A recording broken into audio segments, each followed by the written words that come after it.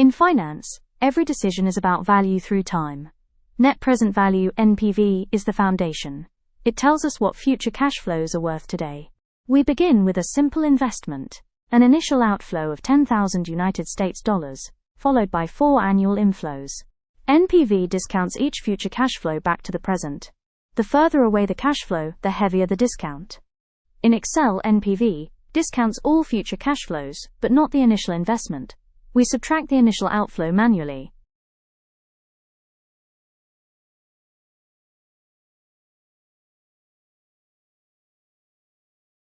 This gives us the project's net present value. A positive NPV means the project creates value.